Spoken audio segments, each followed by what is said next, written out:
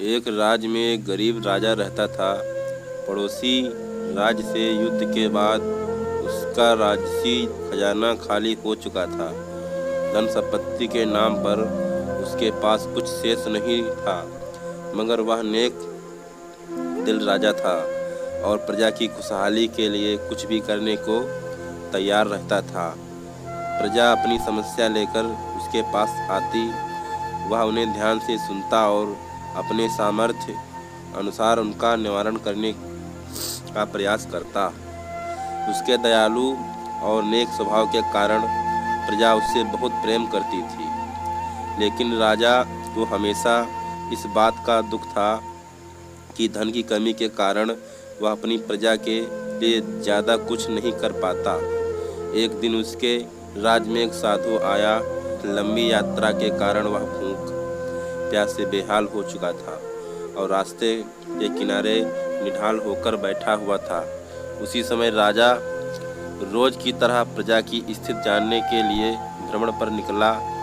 उसकी दृष्टि उस साधु पर पड़ी। वह उसके पास गया और उसका हाल पूछा।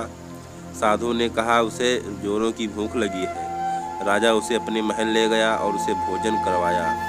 साधु राजा के दयालु स्वभाव से बहुत प्रसन्न हुआ और उसका धन्यवाद देकर पूछा, महाराज आप इतने दुखी क्यों दिखाई पड़ते हैं? राजा ने उसे बताया कि वह अपनी प्रजा की खुशहाली के लिए बहुत कुछ करना चाहता है, किंतु उसके पास धन नहीं है, इसलिए वह दुखी रहता है।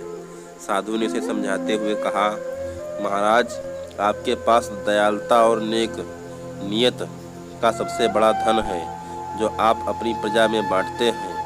आपके पास जो है उसके साथ ही प्रजा की भलाई और उनकी समस्याओं के निवारण के लिए सब कुछ करते हैं।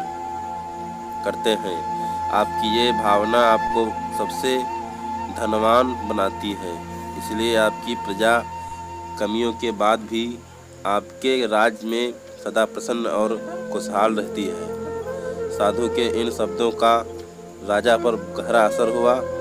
उसने तय किया कि वह जिस हाल में है उसी में खुश रहेगा और उसी हाल में रहकर अपनी प्रजा की साथ खुश रहेगा। तो वह समझ गया था कि जीवन में सबसे बड़ा धन आंतरिक खुशी है।